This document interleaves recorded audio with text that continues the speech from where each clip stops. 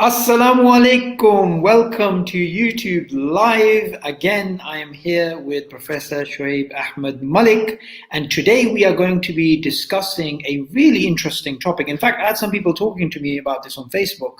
I mean, they contacted me because of the Facebook post, which is, can atheism justify science? So firstly, Assalamu alaikum. Wa alaikum salam. So, how are you doing? You okay? I'm good. Now, just before we begin, you've launched something quite unique. And I think it's the first time it's been done, especially from the Muslim perspective, in terms of getting the thick of academia and bringing it sort of on the popular level. So tell us about that project. Right. Okay. So I've started. So actually, it wasn't. I told you, partially inspired by yourself, based on the accessibility of these videos that you're doing on a weekly basis. Yeah. So I sat down with my team, and we said part of our organization's aims and motivations is to try and make what are very difficult, complex subjects much more accessible to the lay people, right? And by lay people, I don't mean this in a negative sense. We're experts on some things, we're ignorant of some things, and we're ignorant of some things, we're just lay people in that regard. That's what I mean by that. And so what we wanted to do was we saw that there were several lecture series and what have you, but there wasn't specifically something that was targeting works, publications that people have done, interviewing them and making their work easier for the layman. And that's when this whole idea came into birth. So we tried and tested it actually with Jamie, where we kind of went into some of the really technical details a little bit. And since then we sparked it off. We have the first three speakers. The first one is actually tomorrow, Dr. Mansour. He's a professor at Cardiff University. And he's actually writing a book on organ transplantation and Sharia. So what does Sharia say about this? This is a very interesting topic. The next one is, the tafsir Dr. Saib Saeed. He's going to be talking about his paper, which he wrote on, surprisingly, on evolution. He wrote it on evolution.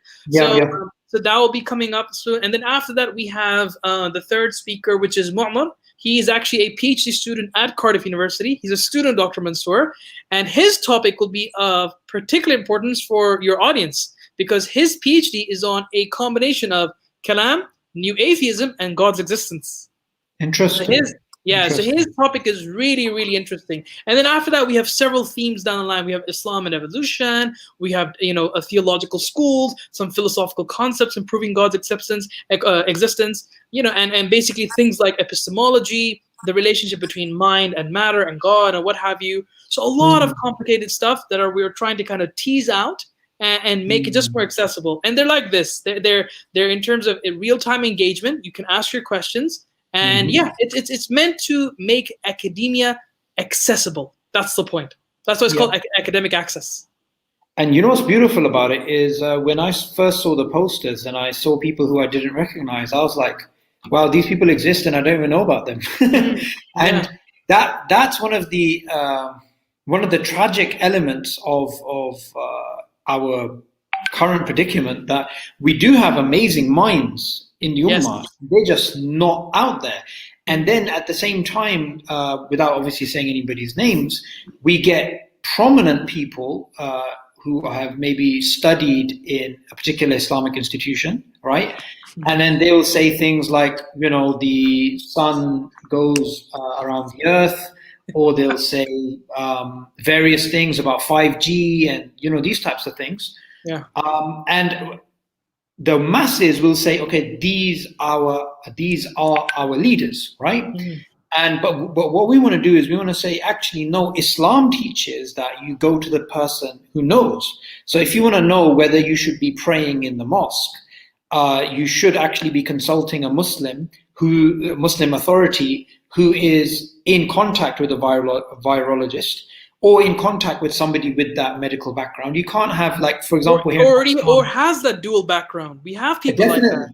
Definitely, like Usman Ali. Like here in Pakistan, there's secularists love this. Secularists just absolutely love this. This is a golden time for them.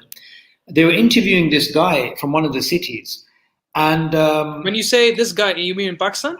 In Pakistan, yeah. So basically, this guy, they're interviewing him, and he refuses to basically pray at home, right? So he's ignoring the government guidelines, and he's going to the mosque and he's praying, and they're showing him praying, and he basically says, we as Muslims, we believe if you do wudu and you walk to the mosque, nothing can affect you except death. And so we believe in Islam, all this stuff. And the secularists love this, like here in Pakistan, they love this. They're like, there you go. This is how easy irrational. targets. Yeah, easy targets. Easy targets, yeah. So with your particular,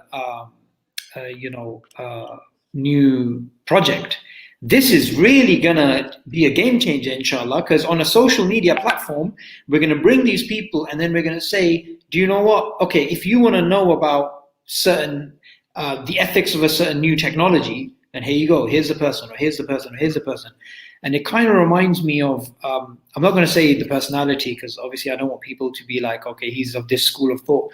But this particular scholar, he said, if you want to know about, he spoke about himself. He said, if you want to know about this aspect of evolutionary theory or bioethics, why on earth are you asking me? Go ask a biologist. And this is somebody who's a very well-known Islamic personality. And I was so happy when I heard him say that, because not everybody does that. Yeah. Okay, these are our guys. So I'm in several WhatsApp groups with academics and muftis and shuyukh from around the world, right? And these are targeted groups for getting thinkers to solve solutions like this. So the first kind of documentation in terms of how to deal with the janazas of those who have died from COVID-19, it came out from these groups. It came out from one of these groups, right? So now. What's very interesting is I was actually we were having a discussion how just wait post-corona we're going to have British headlines talking about how Muslims are now a national security threat because certain institutions refuse to close down even after several warnings. So this is going to play a part into that whole Islamophobic narrative, which we need to kind of prepare for now. We need to prepare that for now, I think. Yeah, definitely. And these things, Shoaib bhai, they really trickle down to the layman, right? And it gets worse. So, for example, I wanted to try out new social media platforms. So I thought, okay, might as well try TikTok. When I went on TikTok, it was like, and I don't mean to offend anybody here, yeah, but it was like if there was a hierarchy of IQ correlated to social media, TikTok would be like right at the bottom, right at the bottom. So just to be clear, because I've never used it, but is that like the dancing app? You record yourself dancing or doing challenges. These that's the one, right? You're talking about? Yes, 15 seconds, quick. But there's even Islamic content on there. There's lots of things on there. But anyway, I just clicked on it, and I was like, this is ridiculous. This is so I said, okay, let me check out the Islamic content.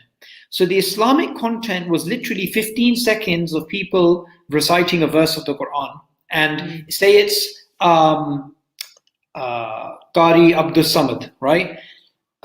So they would be like mimicking it, and they'd be so it's not. So I thought, okay, it's not that bad. But then when I clicked on more Islamic content, it was literally.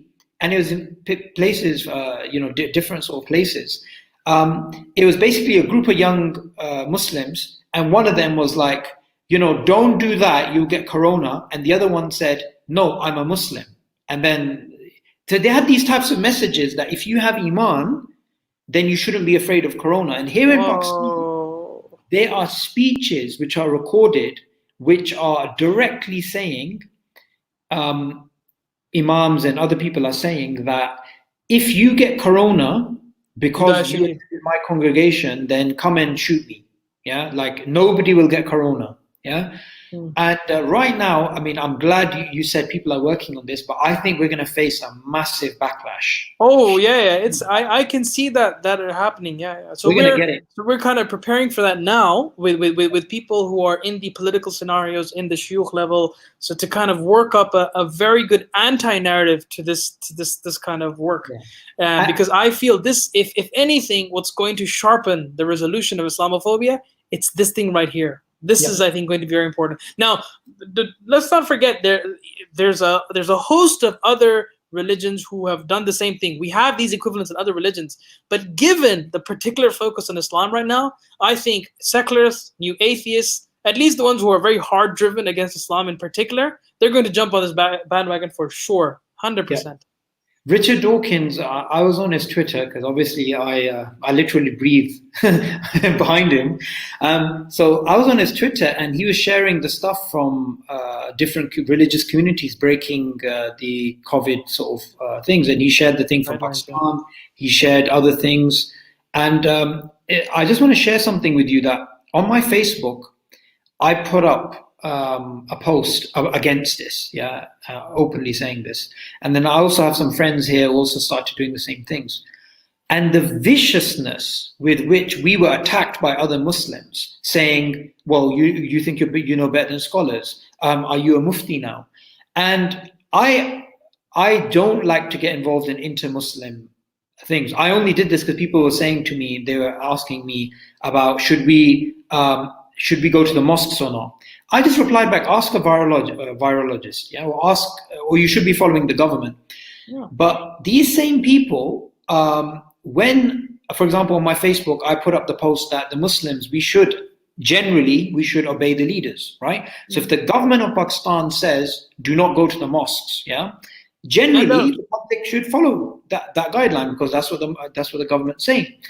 And the reply that I got back is, well, you're madkhali and this is, and I was like, this is a classical Islamic position that you don't, if the ruler is telling you to do zina, of course, you're not going to follow him.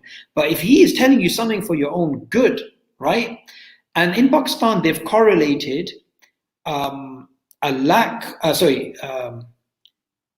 taking precautions from COVID-19 is equivalent to you having weak iman.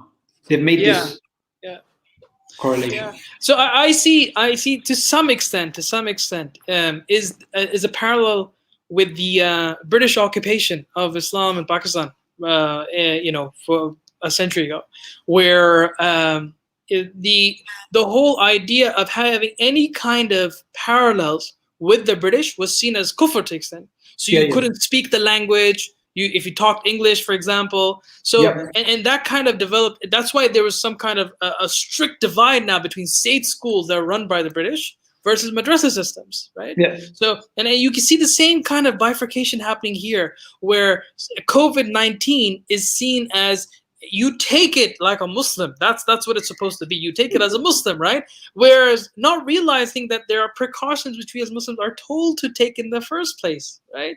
So, I mean, the very famous hadith, tie your camel before you rely on God.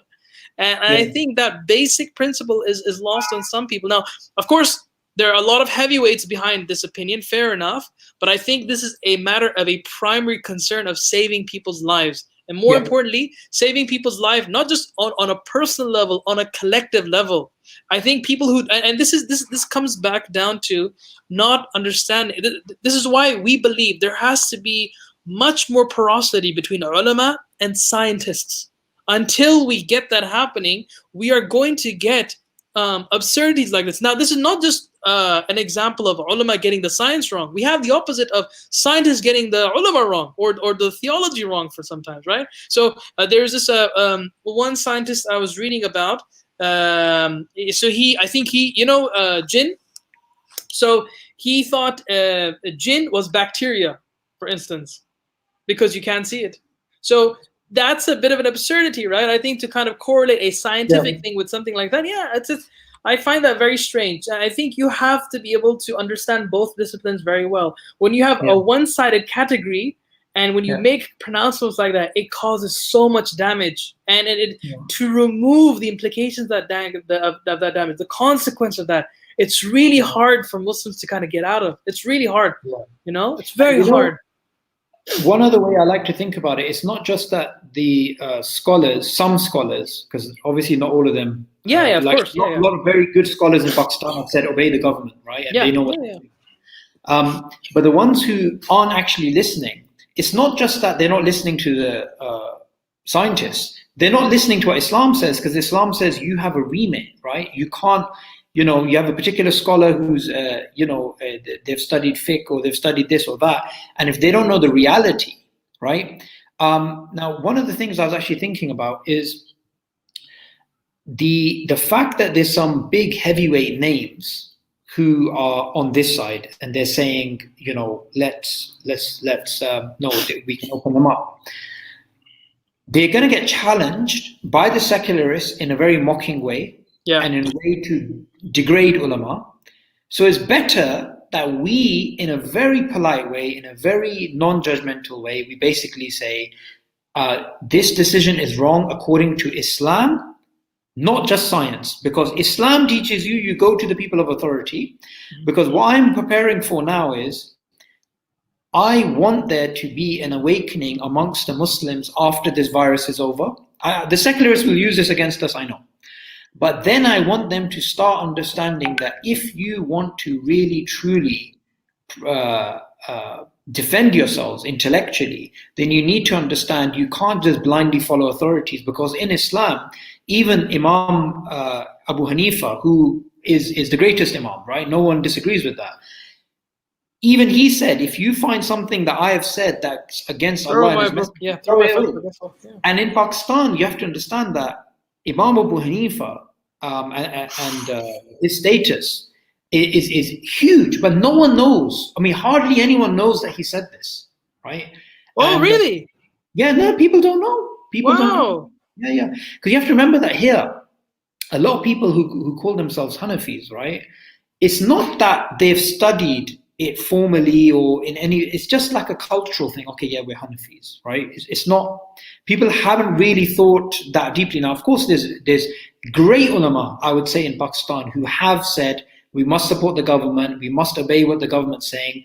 This virus is extremely dangerous. The only problem is, I don't know why, but the media likes picking up on the other side and not picking up. Yeah. Like, there are major scholars in Pakistan who are saying this is ridiculous. We have to follow the guidelines. Yet the major newspapers don't pick up on them, and the major television stations don't pick up on them. And the other problem is they're not on social media. They just write and then they publish. But you have to have a visible face. And sadly, the other side is more tech savvy. So it looks like they're the majority when I don't believe they are. I don't believe they're the majority in terms of scholars in Pakistan. Wow. So I think this comes back to the point that you mentioned earlier on about having a presence on media, because this is now the new dawah strategy. These are the new dawah platforms. Absolutely. And my Facebook, I had to, because we have to control the narrative as well, right? Like, I don't believe in censorship, but sometimes I believe in censorship. Like, for example, if someone on my Facebook starts putting up 5G nonsense, conspiracies, I just delete it, right? I'm not going to give them freedom of speech for that. When I put up the post, you get that as well. I get those people, right? So when I put up the post about the Kaaba being emptied, and I said this is a good decision, somebody wrote a post there saying, yeah, this is what happens when you follow the Quran and the Sunnah, and you see the other side, they're on batil, that's why they're not doing this. So I literally had to delete that comment, because I thought, right now, during a time of crisis, it's not, because I can give you people from the other side who are just as irrational as people on this side, It's not got to do with a particular madhab or particular sect. But this is exactly what's happening. People are winning, inter-Muslims, you're having this fight and people winning scores over each other. And then once this is over, I mean, it's already happening in India. I mean, what's happening in India is going to happen all across the Western world. And we're going to be protected in a way if we do the best we can and be vocal about it, even though we're going to get, stick later on, Have you got any backlash from this? I mean, I know you've been vocal about this. Have you got any backlash from this? About what exactly? About 5G or about? No. About following what the guidelines say and praying at home and isolation. So, okay, again, going back to those WhatsApp groups, I can tell you that from on the ground, there have been some really nasty politics that have resulted from this. So, for example, we have some people who have a sense of seniority in terms of their academic rank or how well respected they are. And the fact that they sent out a mass text to all the local masajid to shut down their mosque, some leaders within those mosques felt offended by that. because they didn't follow protocol within the masjid itself. They didn't do shura in the mosque. So we've had shura in the mosque? Exactly. This is the kind of politics that I'm telling you that we have faced. So there's been a host of issues, and the same kind of claims that you're making, that we open the mosque, we can do spaced prayers where we have spaces between ourselves. All of that kind of narrative, and I told you that the weirdest reason was you did not respect the authority of the leaders of the mosque, which is strange. How are you strange, man? I mean, for me, the house is on fire. You're worried about a chipped nail. I mean, come on. what are you talking about, man? What are you talking about? And I think I generally, I mean, like, look, I can't judge what's in their hearts, right? But in terms of just common sense, if they knew that a single sneeze, now there's our new report, we're just talking can transmit the virus, you would not think twice, doing sujood on the same place where other people have. So even if you brought your own prayer mats, people were first advising bring your own prayer mats. Just one cough, one sneeze, those droplets can have a 1 meter radius, and anybody in that vicinity who walks through, khalas, and the virus stays in air for 2 to 3 hours. So imagine the number of people going in and out. How many you could affect in one sitting of a prayer? One sitting. So for me, it just shows that there's a lack of proper awareness about the science. They think it's just something that, as long as you don't touch, probably that's the way it's kind of transmitted.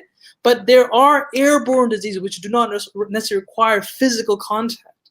And I think that knowledge gap provided a lot of mess. And like I said, there were a lot of ego shots that were hurt in terms of we bypassed them a little bit. But I think these were the kinds of necessities that had to be taken to ensure the survival and the safety of people. No, definitely. And one of the things which I found very concerning is just yesterday I was listening to an academic from Cambridge who was basically saying because of PC censorship, we're not discussing the fact that BME groups are way more likely to die from this. So the death rate in Europe could be completely irrelevant to the death rate we'll get in Asia, because even in Europe, we're getting a lot more people of BME backgrounds basically dying. So, that's an additional reason why we need to be even more careful, right? And there is a side of me which is basically thinking that perhaps this is it's like a test, right? Which Allah is basically showing you, okay, if you respected these authorities before, now you understand what people are acting like in crisis. And it makes you reconsider, the power structures that we have. Because I'm a person who traditionally, I never challenge any alim openly, right? I never say, okay, this person, even though I disagree with somebody, I wouldn't say, okay, this. But this particular case, I've just thought to myself, no, I have to break my rule here. I think so. Listen, when people's lives are at stake, you just have to do it, right? Of course, there are things that sometimes are a bit more complicated in the current situation, but this was evidently clear. If you knew the science, then you knew the implications, and if you knew the implications, you'd shut down mosques. That's quite clear. That line of reasoning is very straightforward. Definitely. But alhamdulillah, the good thing is, just to wrap this up before we go on to the actual topic of today, I'm already planning, when atheists say to me after this virus is over, they start blaming Islam, I'll say on the minimum, the very epicenter, if Muslims all followed it, which is the Kaaba, right? That would have just made the whole world infected. That was closed down way before, right? Yeah. But in fact, we can also argue that the majority of Muslim countries were closed. Yeah. Other than India, Pakistan, Bangladesh. Well, India, good. India, is shut down. I believe Bangladesh is also shut down. Maybe I'm wrong. But you only got a few countries which are not obeying. So in a way, it's not as bad. Yeah. I think the Middle Eastern countries have done well. I mean, in UAE right now, I think they're doing okay. The numbers are now slowly piling up a little bit, but I think these are just because of migrations, labor workers and stuff like that. But I think UAE has done phenomenal. They've done really, really well in this regard. Yeah. Very, very good. They shut down nurseries, universities a month back, ahead of everybody, ahead of everyone. Yeah, Really no, good job. that's definitely something positive. So on to today's topic, basically. So firstly, I got some messages from people who are quite like excited by this idea that we're, usually atheists use science to justify atheism, and now we're sort of reversing it on them, and we're saying, can atheists justify science in of itself? So just to get us started, how this topic came around is during our last live stream in which we were talking about methodological adaptationism.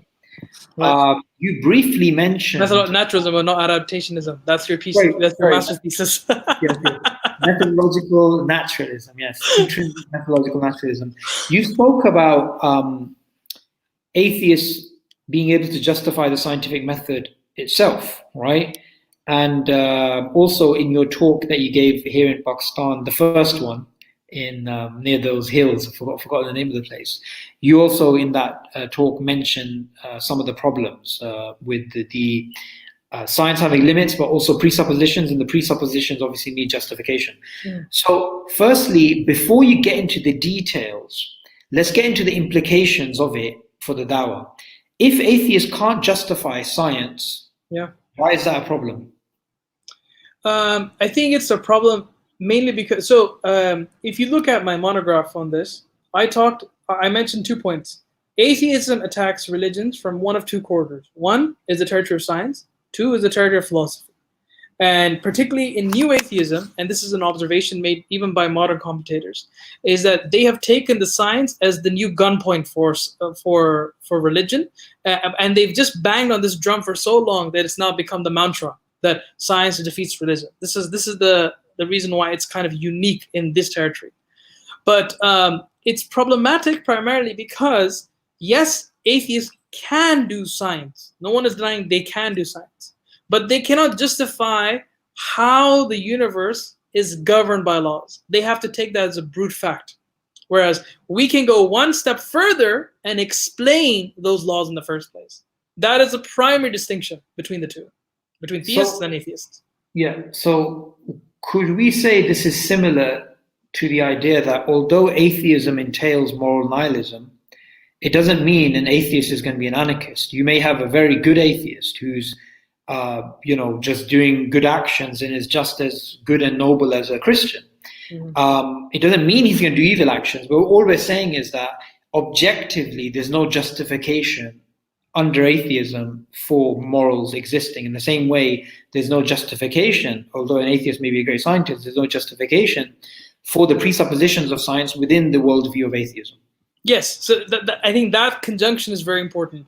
There is no adequate justification of atheism given the existence of laws in the first place. Yes, I think that, we can argue for that probabilistically or deductively, depending on which line of argument you want to argue for God's existence. Okay, so to get us started, what if an atheist says, why does that even matter?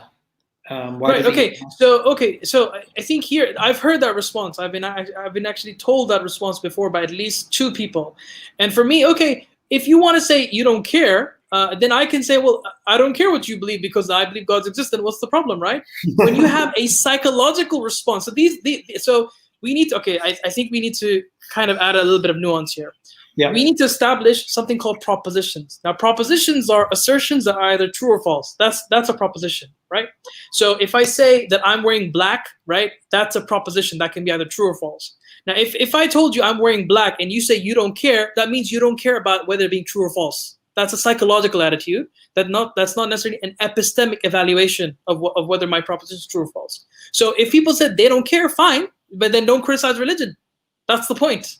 You have just digressed from the question rather than addressing the question that is being asked. That's all you've done. And this is something that even Paul Draper in his let me remember this properly. I think it's in the Plato Stanford Index, where if you look at the definition, there's an entry on the definition of agnosticism and atheism. It's written by Paul Draper. He mentions this. I think that, please don't correct me, I think it's Paul Draper. He mentions this, that psychological attitudes, like, for example, I don't care, do not necessarily address these questions. So so how you feel or what you care is irrelevant. That's a motivational question. Whether you think it's true or not, that's where the meat of the discussion is. So I think you've come up with a great response here. So it's not just the case that you haven't addressed the question that we're asking. It's that they are going to be inconsistent if they are adamant that we justify our beliefs. At the same time, when it comes to their pet method that they love so much, science, they're like, oh yeah, we're just going to be pragmatists, right? And then we could turn around and say, well, religion is adaptive. We're going to be pragmatists. Religious people are. What I found, I really like the way you did that, because basically what it is this is like, you don't challenge their response, you just show the implications of their response. Yeah, right? Argument by consequence. Yeah. No, this is good. Okay, so now let's get down to it. So how can we deductively show that the existence of presuppositions that are needed for science do not fit under atheism? Right. Okay. So atheism is the belief that God doesn't exist, and that's how I take it to be. I don't take it to be it lacks belief in God. That for me is agnosticism. So I'm going to make my position very clear on this matter. Sure. Now, if you believe that God doesn't exist, for me that's problematic, primarily because how much impact it has for the argument against the necessary being, right? If you know the argument from contingency, which is simply formulated as, if contingent things exist, there must be a regression until you reach a necessary being. Fundamentally, that's what it is, okay? Yeah. Now, if you take that line of argument, that means what grounds every single contingent reality must have a necessary being. And there are further implications to conclude. You can look at the work of Robert Koons, for instance. The argument is that the necessary being must have certain properties that align up with the theistic conception of God. So this includes being omnipotent, omniscient, having will, etc., right? Now, if that is the case, that means all these laws are grounded within that will of that necessary being. So the necessary being willed those laws to come into existence, right? That's where we start off that from. Now, if you say it doesn't exist, well, then you've cut off the source, but you have left unexplained the laws. And that means they have arbitrarily stopped the conversation. Do you see my point? They have just taken that as a necessary principle, which it is not, because we can conceive of the laws being different than what they are now. That's what contingency means. Being different to what they are, or being possibly different to what they are. That's what contingency is. Okay, so what if they were to say, like, for example, under our worldview, there's a necessary being who set these laws, right? Yeah. And under their worldview, they don't have that being, so then they don't have a being which set the laws. They just are contingent, right? They could have been different. Yeah. Right? Couldn't they just say, well, fair enough, they could have been different, but they just happen to be what they are? Okay, so they've taken that as a brute fact, but they haven't explained where those laws came from. Because, as I mentioned before, the definition of being contingent is that you can conceive of them being different. Like, for example, I'm wearing a black shirt, but this is contingent. It could have been red, blue, white, whatever color. Similarly here, the laws are contingent. They are not necessary. Something necessary is like mathematics, as an example. 1 + 1 necessarily equals to 2, right? Yeah. Laws of logic necessarily lead to their conclusions if argued deductively, right? So these are necessary properties. The laws of nature are not necessary features. Therefore, they call for an explanation that trace them back to a necessary being. The fact that they don't trace them back to a necessary being, they have an incomplete explanation, and therefore they have to resort to a brute fact, which is natural, which is the laws of nature, which is incorrect from our perspective. That's all. That's the only difference. So what if they try and say, well, the universe is eternal, right? And these laws are just a brute fact. They just always been there. They just happen to have always been there.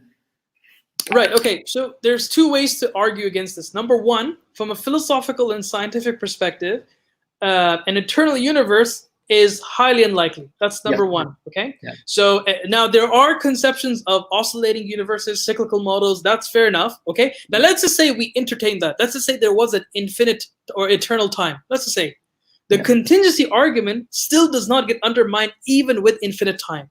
If you read Edward Fieser's book, 5 Proofs of the Existence of God, he clearly shows how regardless of how far back you want to go, whether it's infinite or finite, it has no impingement on the necessary being.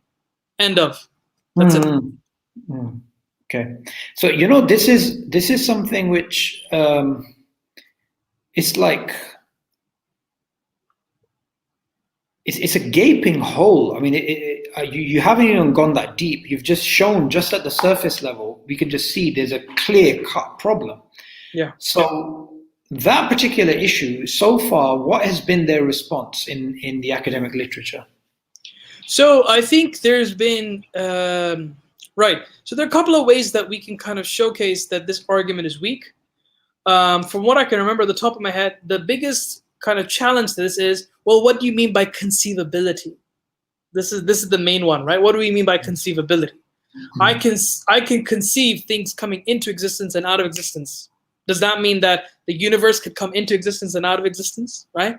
So that's the primary challenge against the contingency argument, which, as I said, has implications for how you treat natural world or natural laws.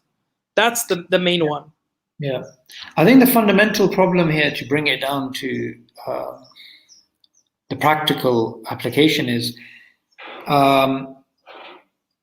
if we go with a average scientist and they're trying to, say they're physicists and they're trying to make models of the world, they're always going to have to make this assumption that all of our laws are an approximate for something that's out there and something that's fixed, right? Now, why is that fixed? Why is that uniformity of nature there? That's fundamentally the question. And we can conceive it to be different, right? But it is the way it is, so it needs an explanation. And this particular argument, it just seems like, not to say that atheists can't do science after this point, but certainly the view they can't justify it. They can't justify it. So certainly the view which is sort of being pushed implicitly with new atheist literature, that if you become an atheist, you're somehow more likely to be a better scientist, that becomes quite questionable then.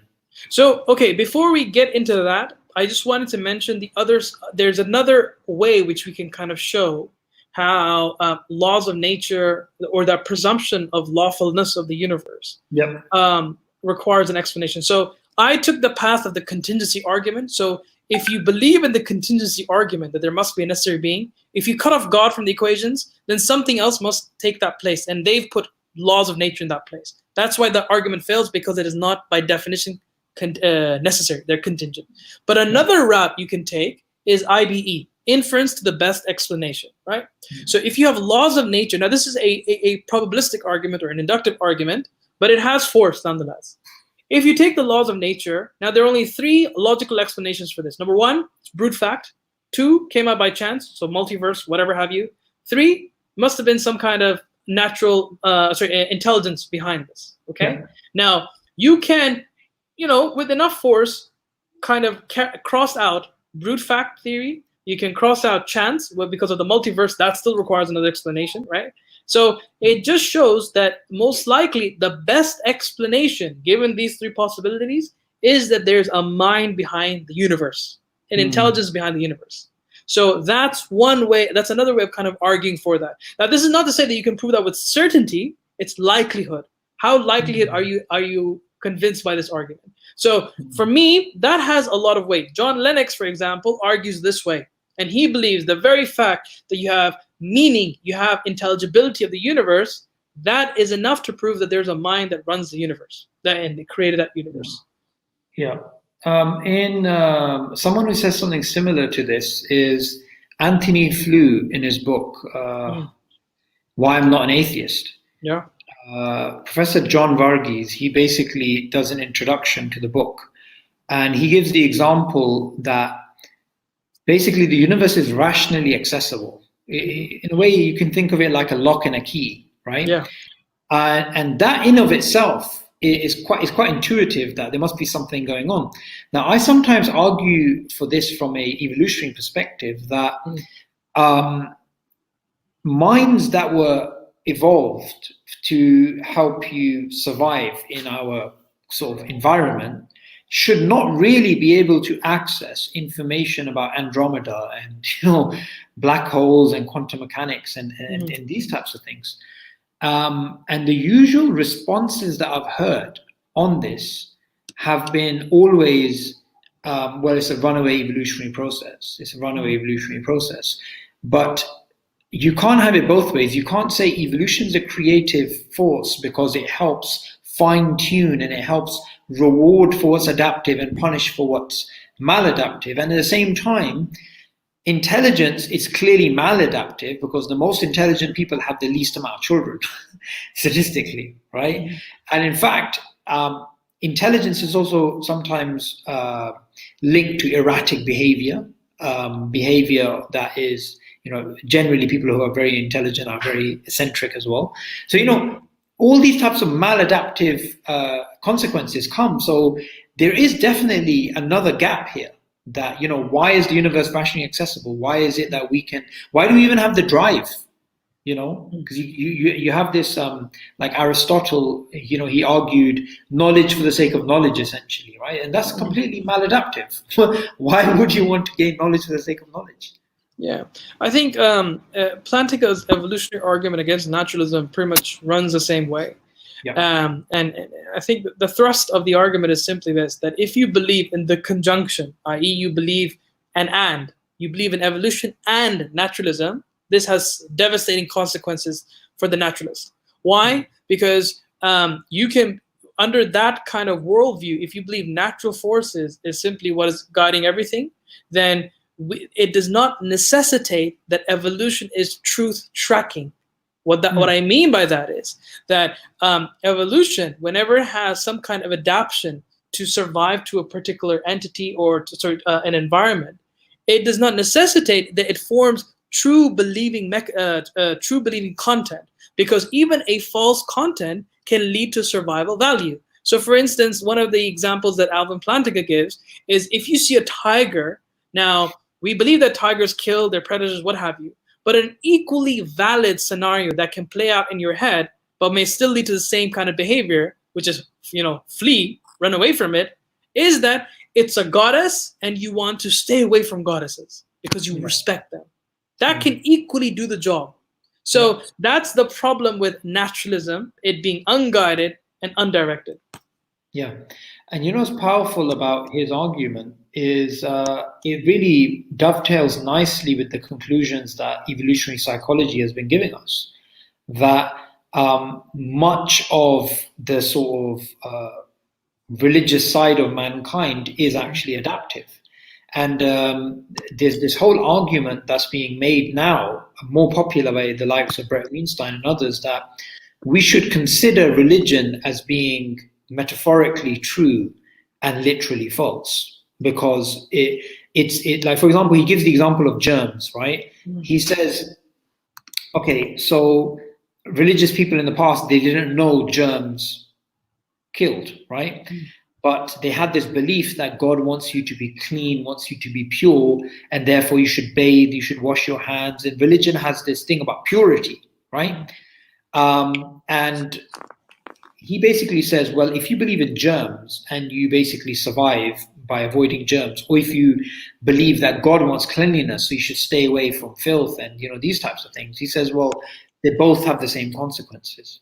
So what's the difference, So that's definitely right. So let's now move on to, well, actually, what were we going to move on to in terms of what was the next thing we were going to speak about in regards to this topic? I have no clue, bro. I'm just following your lead. Okay. So, like, for example, with atheists justifying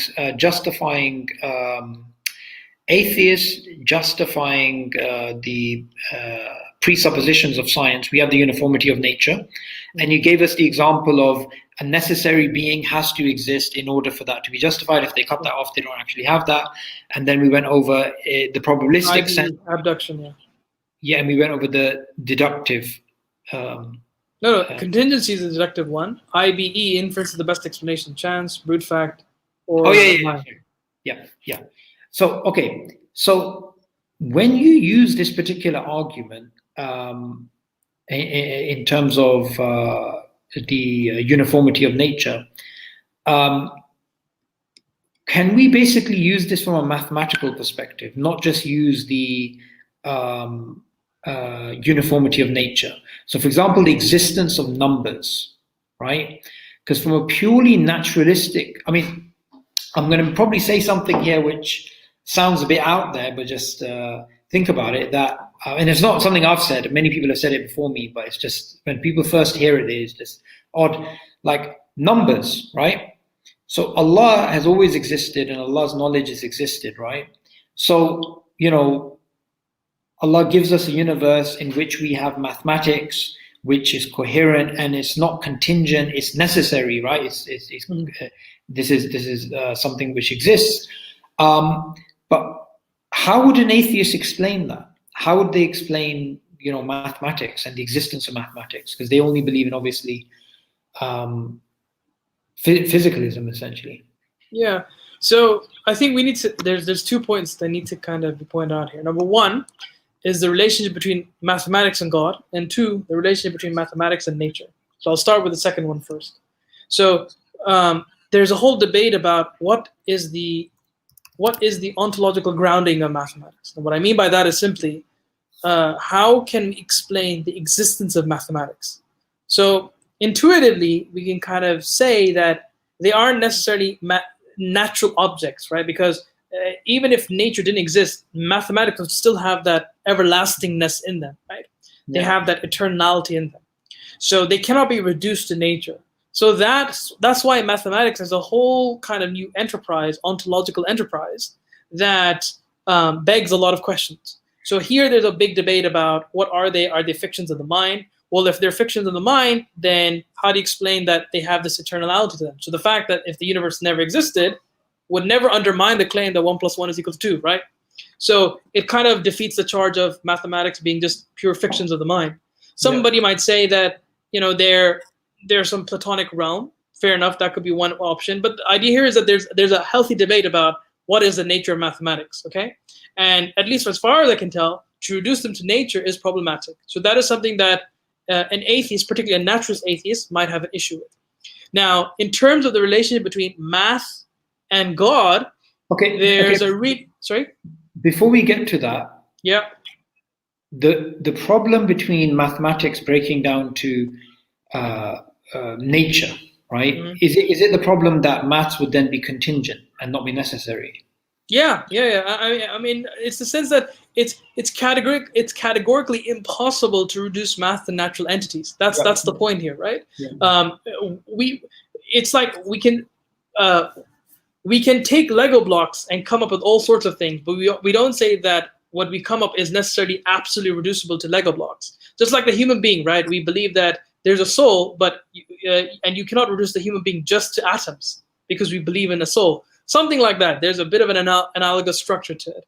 So the fact that there is this quote-unquote independency of mathematics from nature, it begs the question, then what is the grounding of mathematics? Okay, so that is one territory that we need to have a conversation about. The other territory is what is the relation between math and God? And here, there's like a lot of difference of opinions here. There's a really good book by God and Abstract Numbers, or Abstract Things. And it has 6 different positions, one of which William Lane Craig has. And here, the idea here is that mathematics or abstract things in general have a kind of like a godlike structure to them. They're eternal, they don't change, they're necessary, they show intelligibility. God also has intelligibility. So how do you explain mathematics in light of God has a lot of nuances. Now, the point that I wanted to touch was William Lane Craig. He made an excellent point, and I think he's not the only one. There's several others who made this point as well. We have to be careful, even though they have similar properties in that they are both non-contingent in some kind of way. Mathematics cannot necessarily be the reason for the existence of the universe, primarily because mathematics are impotent. They don't have causal power. They don't have any omnipotence inside of them to create things. So it requires something else that is necessary, that has that creative causal power. That's the distinction between the two. Yeah, I mean, from an Islamic perspective, and I don't want to say something beyond my pay grade, but we would just say it's just Allah's knowledge, you know? Yes, yeah, it's Allah's knowledge. Yeah, it's Allah's knowledge. Of course, yeah. I mean, you would say that even the laws of logic are some kind of approximations of God's knowledge. You can say that as well, because they have that logical reasoning, logical forms have the same structure of mathematics, right? So conditional arguments, logistic arguments, syllogisms, they have that same structure as math. So even if we cannot, like, for example, this is where we'll avoid the gray area and just stick to the black and white, which is that ontologically we believe in a God, therefore we could just somehow fit in. How does it fit exactly? That's, you know, ignoring the nuance. We know that, okay, fine, there's a necessary being, and the necessary being has always existed and is always all-knowing, and so there's not really a problem there, right? The only problem would be in the details. How do you explain it? That's right. But for the atheist, it would be like, and I've seen, by the way, I've seen philosophers really struggling with this, like, especially atheist philosophers. Like, I can't, sometimes they're just like, it's almost like they're just waffling. Because it is very hard to basically accept this idea of this Platonic, you know, mathematics just flowing around in some world. And at the same time, there's a gaping, because science, I mean, if we take the physicalist approach, it's, you know, biology breaks to chemistry, chemistry to physics, physics to maths. So maths is like the purest, right? And if you can't show that, right, that's just like, I mean, is it the same problem as the uniformity of nature? Or is it just another layer of it? No. I think this is a different problem. I think this is the problem of reductionism, where if you can't show that mathematics does not rely on nature, it begs the question then, well, what is the territory of mathematics? How do you explain that? What is the ontology of mathematics? So the same way that, you know, the whole cliche argument that biology reduces to chemistry and what have you, that still hasn't been proven. There are 3 good books that I recommend from each subject that shows that is not true. John Dupree, he's written a book called The Disorder of Things. Joseph van Brakel, Philosophy of Chemistry, he's written a book. And from the physics point of view, Nancy Cartwright, How the Laws of Physics Lie. These 3 books collectively show that you cannot reduce one to the other. And it's a very powerful argument. Definitely. Yeah. And you know, this kind of, like, you know, there's certain verses in the Quran where it speaks about Allah setting the balance and Allah being the cause of order, and you get this theme throughout the Quran, and you know, it's really striking that it's just such a first pass problem for atheism. I mean, it's not even that complicated. I mean, I'm surprised this argument's not really used. The argument for mathematics? Not only mathematics, but also uniformity of nature. It's not used on a popular level, at least. Well, I think that the argument of regularity is just is kind of just condensed into the word design. So John Lennox does seem to suggest that the fact that the word universe has intelligibility, by which he means regularity as well, part of that is inside the meaning of intelligibility. He argues that there must be a mind. If the world was scrambled, then you couldn't kind of illustrate that. Like it didn't have regularity. Yeah, no, that's really interesting. Before we run out of time, let's take a few questions, because on my previous live streams I've been going over an hour, and I need to stick to my time because or else I won't be consistent. So it's actually a lot of questions, man. Really? Well, I remember last time you said there were a lot of questions and people got annoyed. So by the way, I'm gonna put in your blame this guy. So, so he's the moderator, not me. Yeah. Okay. Okay. This question I'm gonna ask you, Shoaib bhai, but I don't know if you know the answer to this one, because you might not know who this guy is. I mean, I know who he is, but I don't know how to answer this question. What do you think about inspiring philosophy, who's a Christian philosopher, who tries to prove the existence of God through quantum mechanics? Ooh. So I'm going to start looking into quantum mechanics hopefully in January 2021. I know that sounds like what is he talking about? That's like a year from now. I have a schedule in my head in terms of what I need to start reading. But I haven't read the argument. I would love to read the argument to how that works, because I don't quite see that. Now, if he's talking about that quantum mechanics required some kind of very complex specification, which points to some kind of complex designer, I can maybe see something like that. But in the absence of what his argument is, I can't really comment. Sorry. Yeah, I'm going to send you the video of Inspiring Philosophy, basically using that argument. I mean, I tried to. Is this a channel or a person? Yeah, no, it's a person, but his name is Inspiring Philosophy. It's the name of a YouTube channel, and then it just got associated with him. Right. So he's debated Matt Dillahunty, Cosmic Skeptic. I was watching the debate between Matt Dillahunty and Inspiring Philosophy. And Inspiring Philosophy was using the argument from quantum mechanics, right? And straight off the bat, I knew he was going to lose the debate, right? Mm-hmm. And the reason why I knew he was going to lose the debate is not because of logic, right? Or whether his argument's valid or not. I mean, to be honest, I didn't even understand his argument, because I know he's a philosopher. He's taking an argument which is very delicate, in which you have premises which are dependent upon sub-premises, and which is, it's got coherence, and you're going against someone who's just very rhetorical, who changes his position a lot, and is just there to, win a few quick points with the audience.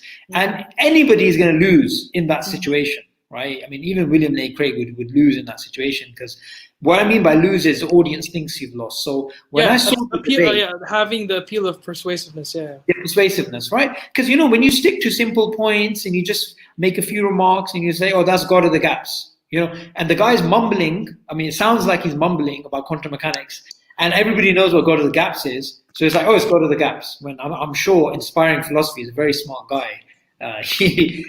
So when I was going through the comment section, it was just like, yeah, Matt smashed him, but I don't think that's true. So I think there's another problem with this. Like, I don't know whoever commented or asked this question. Even till now, while of course we have the main interpretation or the commonly accepted interpretation of quantum mechanics, there are still live options of other possible interpretations that still explain the same data. So quantum mechanics is not a resolved issue. So I would think that it creates another worrying mechanism for using this as a launchpad to argue for God's existence. But like I said, I need to read the argument. No. That's a very good point, actually. It's a very good point. Okay, so why do some so-called intellectuals believe that science can be used to objectify morality? Okay, so I think there's that hidden kind of scientism where, like, so scientism again is the ideology that you can answer everything through the prism of science, whereas philosophically that's an incoherent idea, because you need to presuppose values to be able to address a question. Yeah. So it's a simple example that I use. Let's say you're a scientist, right? You developed a drug, and you found out that the experiment tells you if you give this drug in a certain amount of quantity to a specific sample or specimen, that animal dies. Now, the evaluation of whether that's a good thing or bad thing will depend on the agent. Morality is not going to come sticking out of the experiment to you and say, "Aha, okay, I found morality." That's not what's going to happen. Depending on your moral makeup, you will interpret that either to be a good thing or a bad thing. That's it. Yeah, no, definitely. And I think we subconsciously deify science. So we say science will give you the truth, when in reality, science doesn't give you truth. You have to value truth before you do science. Yeah. And that's, that has to come, that's a value judgment. That's not something you're going to get from science. Okay.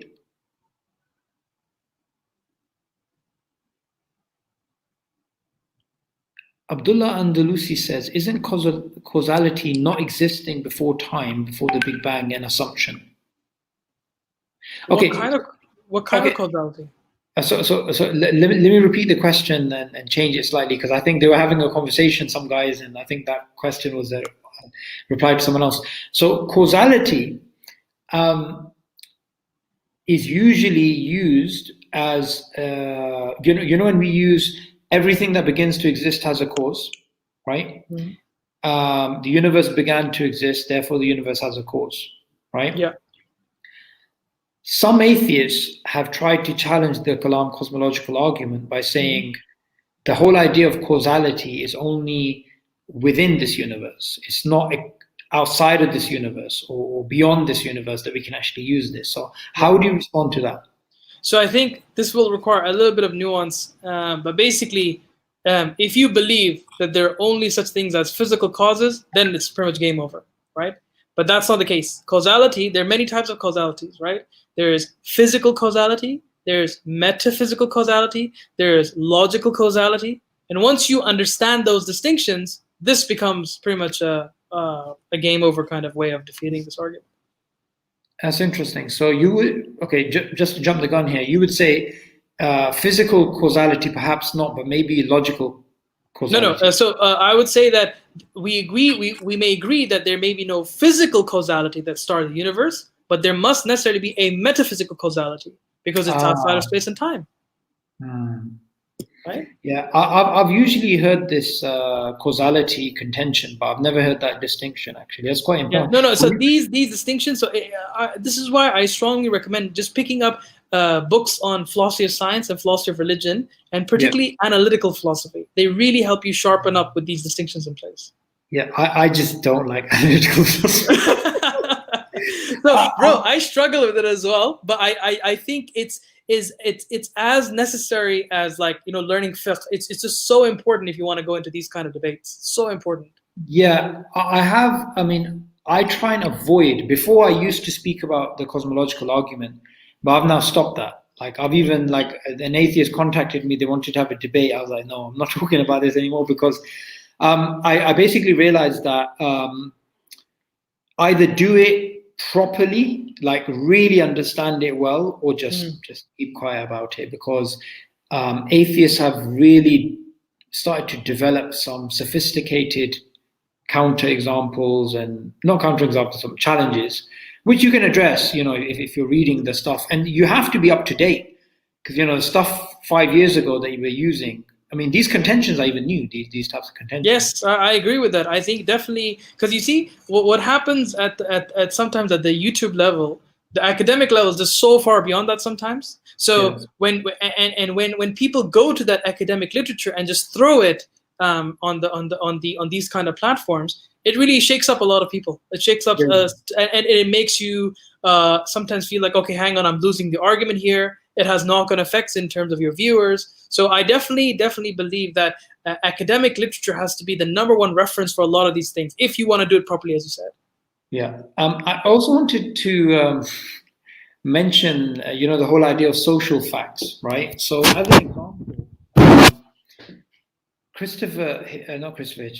Sam Harris, he obviously came up with this idea of the moral landscape, that if our objective is human flourishing, then these are the objective actions to take for that goal. Now, atheists were very, very loud and proud of this argument that he'd actually come up with, and philosophers had, people had written against it, and they were badly. However, I just want to mention something about the impact of debates and the impact of getting out in a social environment. When William Lane Craig debated Sam Harris, and I'm not sure if you saw that debate. I saw it. Yeah. He just got demolished. Sam Harris and it was so bad. There's a point I felt sorry for him, which I didn't think could happen, because he was continuously repeating the same thing. He wasn't addressing the points at all. He was just using emotivism. That debate, it managed to create a change in the environment between atheists and theists in regards to his debate, when all of the previous refutations which were written by philosophers, which were just as devastating, didn't have that impact. So I think it's very important to challenge these ideas publicly. That's where they really have an impact. Mm-hmm. Yeah, I would say so. I think that's very important. Yeah. So me personally, I at least I haven't debated because of several reasons. We don't need to go into that. But one of the things that I think is important to highlight is, unless you're really up there, you're really on top of the literature and everything, it's very, very, it's a poor decision to kind of really go in full frontal assault to kind of take your opponent down. So I think you have to really think couple of times before you go into an engagement like that. No, definitely, and also you have to also look at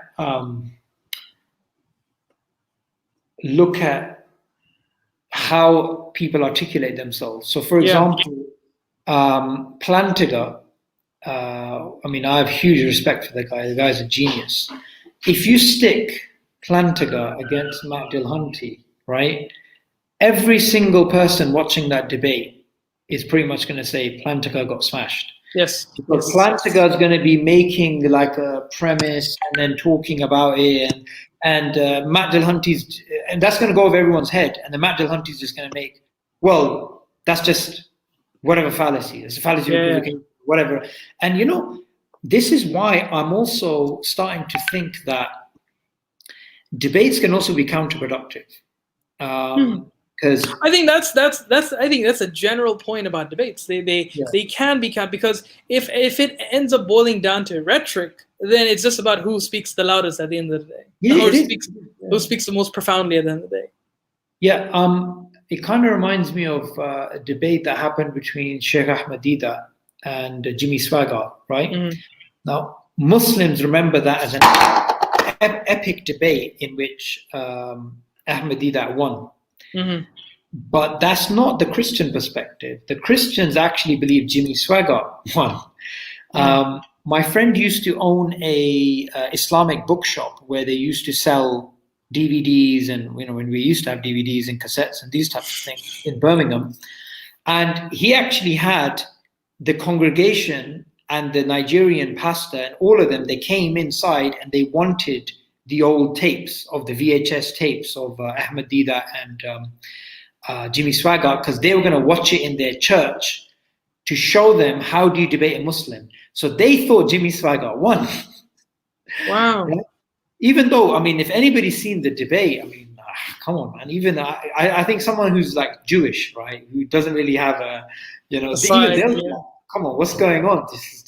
But that's why I'm also starting to think that we need to perhaps start having discussions rather than debates, right? Yeah. So it's kind of like where you sit down and you have a discussion. I think I mentioned this to you before, but Massimo Piglucci, mm-hmm. He's been very critical of new atheists, right? So he's been and Michael Ruse. And Michael Ruse, right?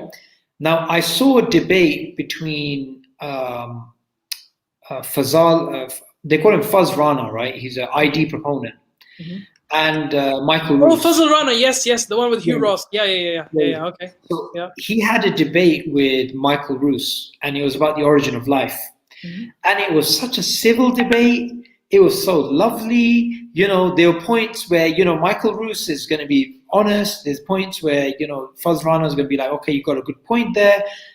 I see you doing that sort of thing. Because, these types of debates, there's a lot of discussion amongst du'at as well that, yes, they're good. And, you get to challenge the other side. You do this and you do that. But it doesn't actually, debates are not academic. I mean, they sound academic. I mean, I believe the vast majority of debates that are happening online and offline on these sort of platforms, I don't think you can classify them as academic debates. Mm. Okay. I mean, for me personally, this is just my personal opinion. I would say the one person who really stands out for me personally, is John Lennox. His akhlaq, his argument, his presentation, spot on, A star in each one. I can never, ever take him down. For me, John Lennox is like a role model in terms of how to just have I mean, he looks like a Santa Claus. You just want to hug him. That's the first thing. Like, he's smiling all the time, and he just wants to chat with you. I like that. I just like that. It's like, come have chai with me. Like, I love that personality. And the way he kind of makes complex things much more accessible, but he can maintain a sophisticated language when he needs to be. So if you saw his debate between if you saw his debate with Dawkins, for example, I think whenever Dawkins raised a sharp point, he responded back with an equal, if not more, sharper point, right? Yeah. So I think he's a very balanced individual, and I think it's just coming down to his training, because he has a PhD in mathematics, where precision is of great importance. You have to say a lot with the least amount of words, right? So he, I think, has learned that technique over time, and just being able to listen and empathize with a lot of people. So, you know, if you just, so I don't necessarily, of course, adopt the Christian theology. I mean, like we don't adopt some elements, right? But you can see how he connects with the audience both on a logical level and at an emotion level. He's really good. He's really good. He's amazing. I think he's the exception to the rule. Yes, he's the exception to the rule. He's the exception to the rule. And what I don't mean by that is to slay off the brothers who do the debates or the other. Of course, yeah. This is not a critique at anyone. Yeah. I'll give you an example of a debate that was not academic, even though it looked academic, right? It was the debate between William Lane Craig and Alex Rosenberg on the existence of God, right? Is the belief in God? Which year was this? 10 years ago, maybe something, many years ago, right? Okay. 5, I don't remember. It's quite old debate. Okay. Anyway, the debate, I mean, I obviously the way they write and the way that they were presenting was totally different. Yes. And Alex Rosenberg, they came to a point where he wasn't even responding. He was like, well, if you look at this debate setting, this is like a courtroom. You come here with your premises and this, but it takes more time. And, you know, because we know these types of questions, you don't even settle in debates. I mean, you probably settle like a premise. You wouldn't even settle like big types of issues. So when you actually look at these discussions versus debates, right? And Hamza's done a few of these discussions as well. I'm not sure if you've seen. Yeah, I saw the one. He did one in Canada with that professor. Yeah. That one. So that was good. And there was also another one he did in the UK where they had a discussion on consciousness with one of the leading guys in that field. And it was on God, but again, it was like a proper academic, you know, sort of thing. But there's one more thing in my head about this, right? Even though the arguments may be solid, right? Vast majority of people, they look at the rhetoric. They look at how's this guy talking, how's that guy talking, what's going on. So there is an element of me thinking that Muslim academics, they need to learn some form of, you know, rhetoric. Yeah. Look, the clearest evidence is the fact that Trump is the president shows you rhetoric wins. Yeah, absolutely.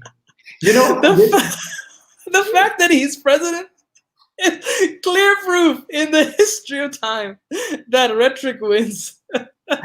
And you know, something else that I've been watching recently is Trump speaking to reporters where they put difficult questions to him. Now, there's some politicians in the UK who are really sharp, like very sharp, right? And you can tell they've done media training and stuff like this, right? Yeah. And they cannot dodge the question as well as he can. I mean, he will just literally, he was talking to this reporter and she was asking him a difficult question and then he's making her uncomfortable. And she starts stuttering and he's like, go on, spit it out, go on. Or you can't even get your words out. And then she's getting more nervous. And it is something I'm thinking about that, you know, and that's one of the problems actually. If you look at our ulama, our scholars, they don't focus so much on the rhetoric side of things. They're mostly about, you know, let's just give the academic understanding of that. And then when they're competing against, like, I sometimes watch the God channel. I'm not sure if you've seen the God channel. No, I don't know. What is that? It's a Christian channel called the God channel. It's like the biggest Christian channel. They have Christian pastors that are speaking about God and, you know, relationship with God. And honestly, as a Muslim, I get inspired. I'm like, wow, that sounds great. Even though that's like a different religion, but it's just the way they talk and the way they convey. And I just feel, I don't know, I don't know why we don't take it that seriously as an ummah, or we think it's like white magic. We think it's something negative. I don't know. Have you ever had any thoughts about this or spoken to someone about this? I think we need an Anthony Robbins in the Muslim world, man. We need an Anthony Robbins emulation in the dawah scene. That's what we need. Yeah, I like that. Yeah, because he's very good. He has this explosive energy. He just talks to people, and I think he's very good like that. But I think that kind of thing, you see, you can fake it, but I think a stronger impact is when it's genuine, like John Lennox. Yeah, no, definitely. So before we go over time, we already have over time. Chill. I've got nothing to do.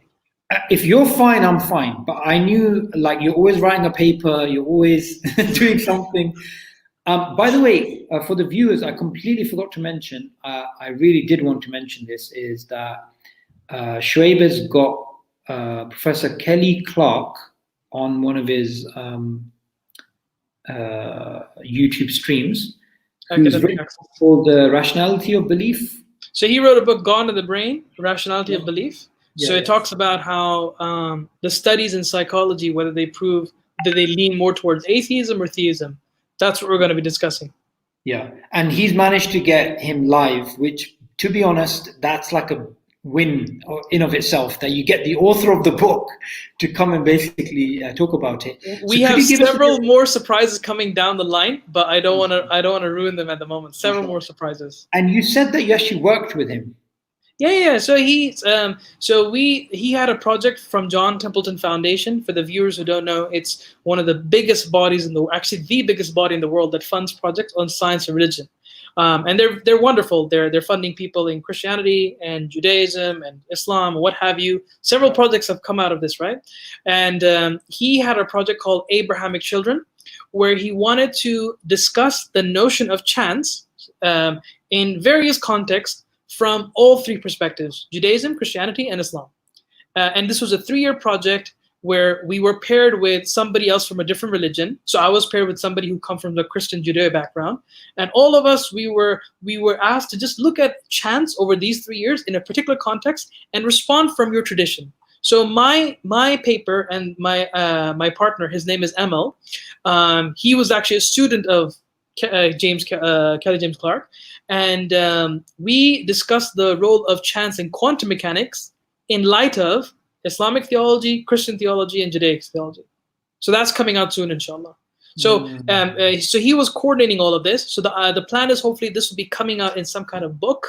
We're waiting for that book, inshallah. I think it should be out this year, late this year, or early next year, inshallah. That's wonderful, and it's really nice to see this connection with academics, right? And you only really get this unless you're, really in there and you're actually talking about this. Now, I just wanted the viewers to explain. Just give my some thoughts on John Templeton Foundation. So I had no idea who these guys were, and I was just like just completely oblivious to them. And then when I was reading The God Delusion, right, they would just they kept popping up, John Templeton. So I started thinking, this is really like cheesed off the atheists, and also I also started to think. It's a really dumb thing to do, to actually popularize them in a book like that, because then people are going to go and search them up. And then I basically found out, exactly like you said, that there was so I think there was a businessman who was like super rich, a billionaire, and he gave Sir John Templeton, his name is Sir John Templeton, and they just fund all these projects, right? And some projects, funnily enough, it's not like they fund projects of hardcore biblical, creationists. They fund everything. They sometimes fund everything. And to give you a scale of the kind of money these guys have, like $200,000 is chump change for them. That's chump change for them, right? They fund millions and millions of dollars of projects, man, like hardcore projects. And also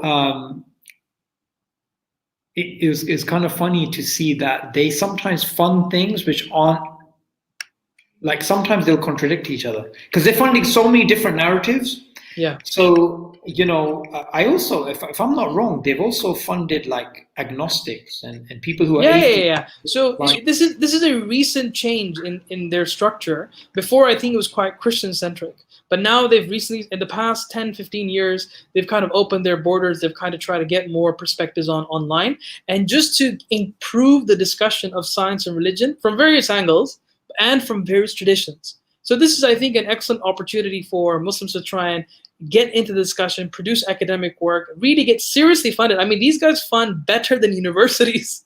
Yeah. They fund better than universities. So just to give you an idea, because I'm working with University of Edinburgh. They recently funded, I think it was about a $2.8 million project completely on science or religion.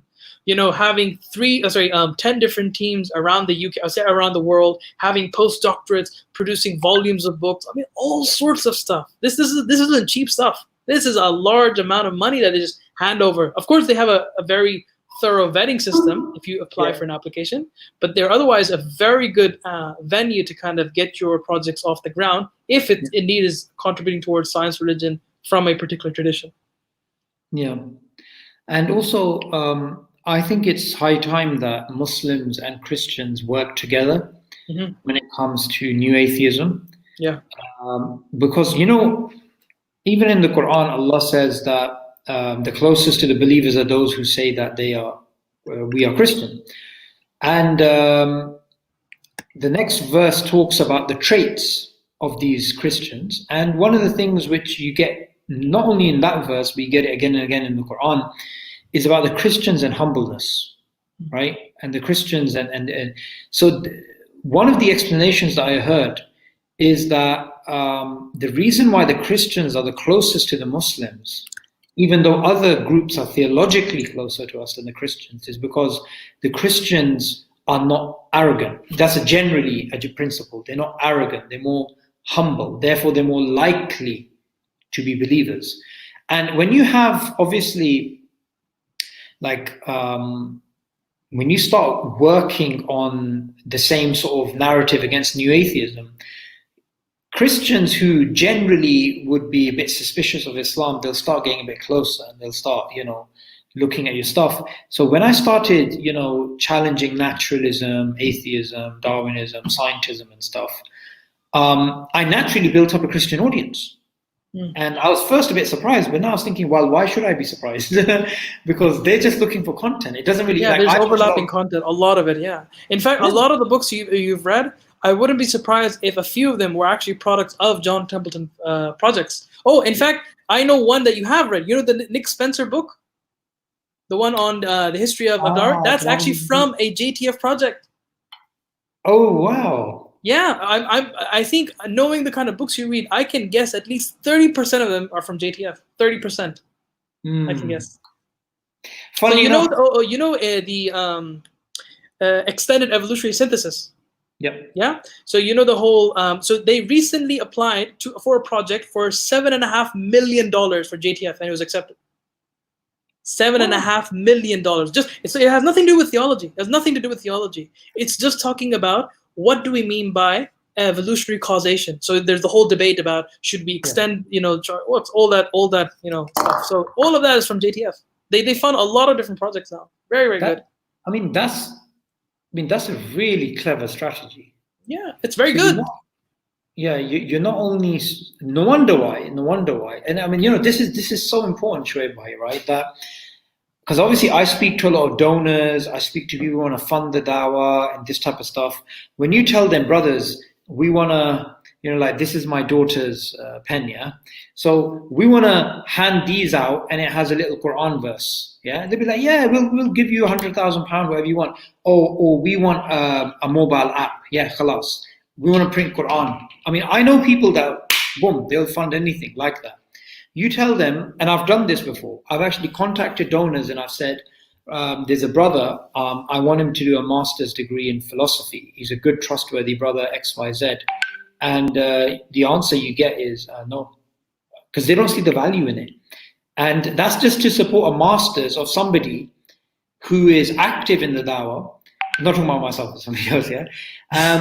And they're like, they don't get it. They're like, well, what's the person that? And these guys, to defend their view, the metaphysical view of Christianity within academia, they're spending billions. Yeah, they have amazing infrastructural institutions. So I mean, think about the #1 apologetics university. Do you know what it is? Biola? Yeah, Biola. Biola is the #1. They have an entire master's in apologetics that completely goes over every single response, counter response in science of religion. Everything that I've studied in science, they go in depth, bro. And here's the best part. They don't go just in depth with a study program. They go in depth with some of the leading thinkers. One of them being William Lane Craig. Many people don't get that. I mean, their infrastructure is solid. It's really good. Of course, there's competition and what have you, but there is nothing of the equivalent in the Muslim world. Nothing. And as you see, very proximate, localized goals that do not have that don't necessarily have long-term impact. If we had just one institution like that, one institution that could kind of fund as well as JTF is doing, open its borders, and really be able to see very far and wide of the kind of impact we can make with research, man, we would go far. Because if you see very carefully, if you study the history of academia, why is Plantinga famous? Plantinga became famous because he was one of the first people to challenge logical positivism. And on top of that, he made then several developments in philosophy, reformed epistemology, evolutionary argument against naturalism, where the conflict really, I mean, all of these are what? Developments in philosophy. He took academia by the horns and spearheaded the whole operation. He's #1, and this is another interesting fact for the viewers. So you have the Nobel Prize, right? Sir John Templeton made it a mandatory statement in his organization that the John Templeton Prize would always be more than the Nobel Prize. So Alvin Plantinga got more than the Nobel Prize winner. Wow. Yes, if you see his manifesto, bro, it's amazing. He was a long-term visionary. Brilliant man. Like he saw and he planned for the future, and he took well into 100 years. He was really a man ahead of his times. And in terms of like having a business model like that, I haven't seen in the Muslim world. I haven't seen an equivalent of that. I see us investing in concrete, in buildings and what have you. Fair enough, that's necessary. But where's the real intellectual work apart from science? We are investing so much in science. The world has gone crazy with science. Okay. But where is the theology? Where is the sophisticated philosophy? Where is that? Yeah, and it kind of reminds me, if you start looking at it from a bird's eye point of view, it's not that Muslims don't have money. That's not true at all. There's more practicing Muslims on earth than practicing Christians, even though Christians are more in number, right? And Muslims are filthy rich generally. Right, wherever you go in the world, Muslims are doing well financially. Even in the Middle East, there's so much wealth there.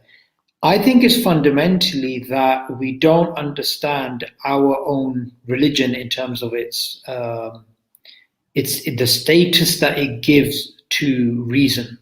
Right? Yeah. I'll give you an example. I know you're going to cringe at this because you've spent a long time looking into the life of Imam Ghazali. The general view here in Pakistan, and also the general view of people from the Indian subcontinent about Imam Ghazali, is that, well, Imam Ghazali was first trying to find certainty in logic. Then he realized, I can't. Then he gave it all up and he started cleaning mosques and he became a Sufi and he just remembered Allah, and then he had Iman and Yaqeen, and then he realized all of this is garbage. It's all garbage, right? Like, as much of a cartoon that looks like, that is exactly what people believe, right? People actually believe Imam Ghazali was anti-reason, he was anti-science, he was basically anti-reason, right? Anti-intellectual. And that then extends to this whole argument about, well, do we need Muslim philosophers? Do we need Muslim scientists?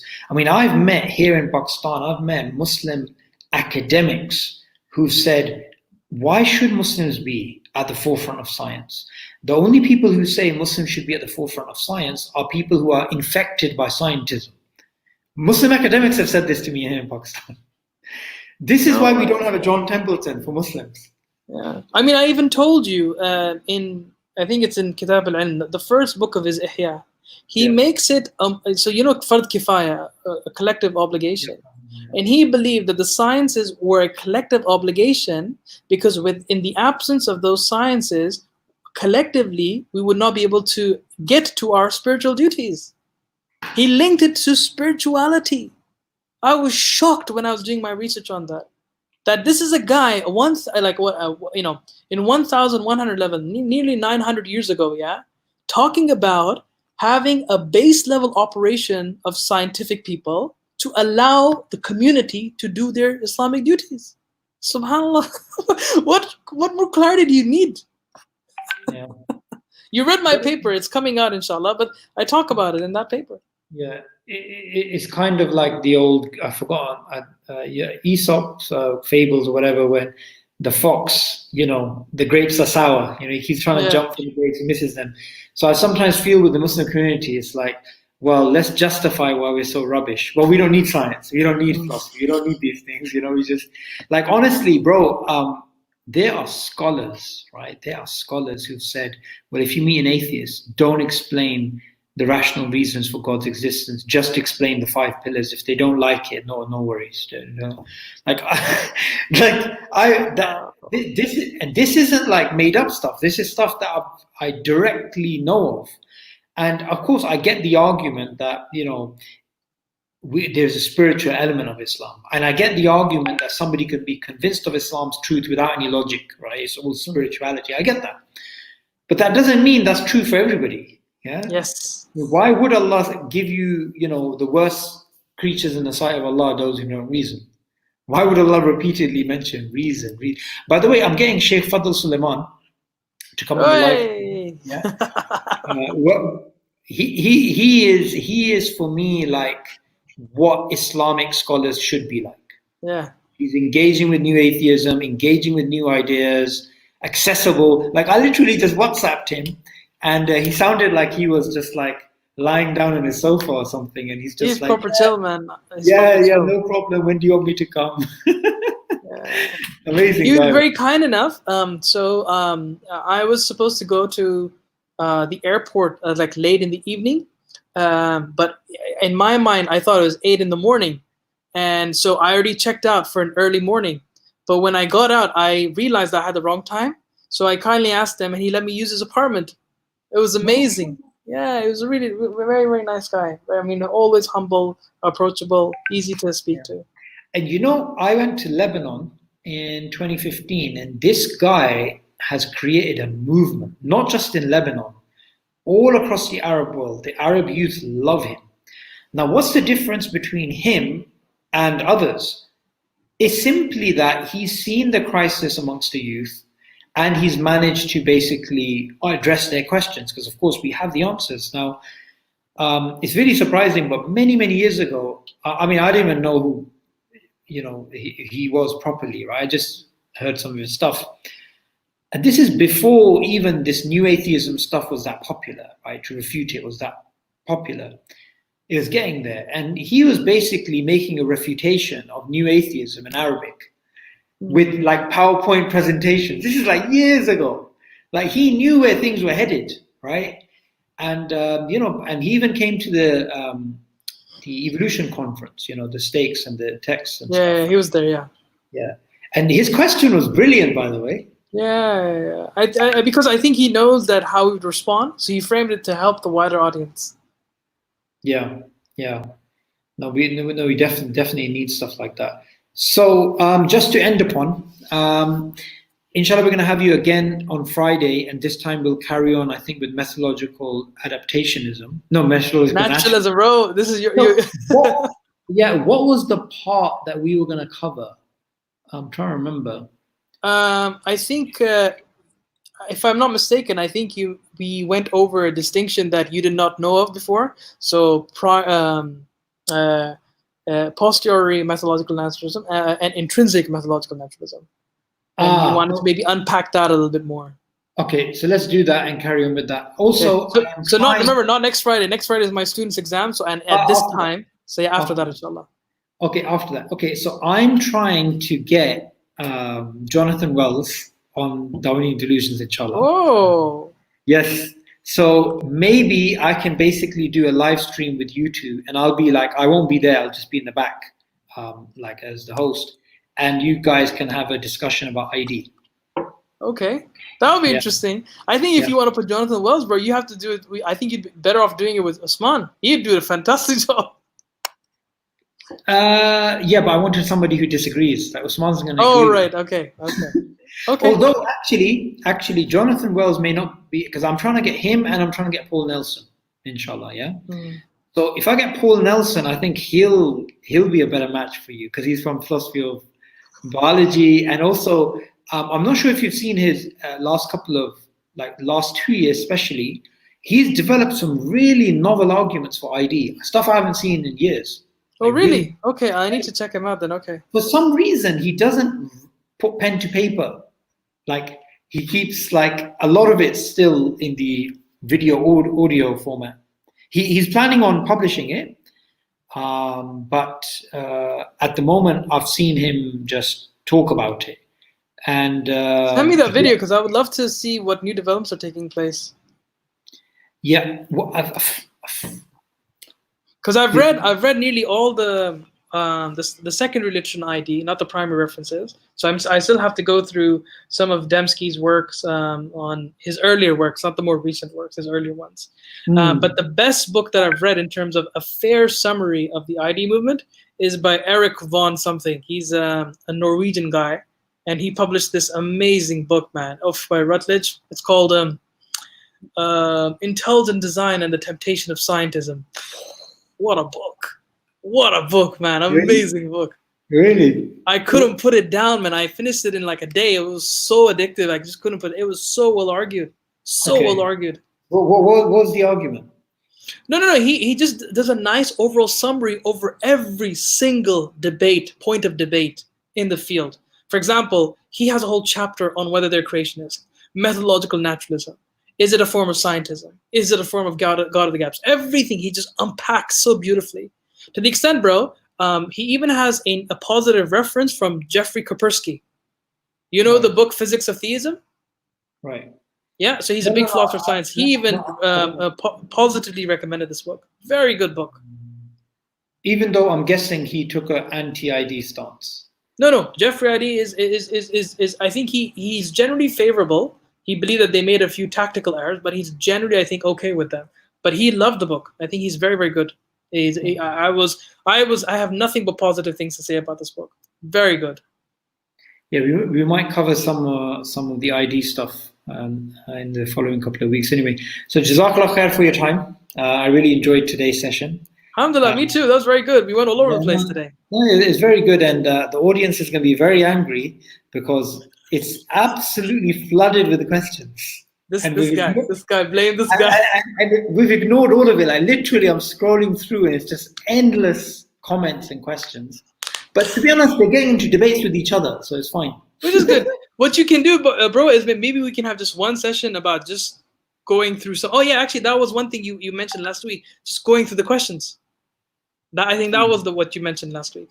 Yes. Next week we'll just go through questions. So guys, week after, 2 weeks from now. I'm not available next week. Yes, it'll be Ramadan, and inshallah we will get through. Just type your questions again because I don't know how I can't really transfer these questions to other places. Jazakallah khair, Shoaib bhai, and we will have you again in 2 weeks' time. Assalamu alaikum. Wa alaikum salam.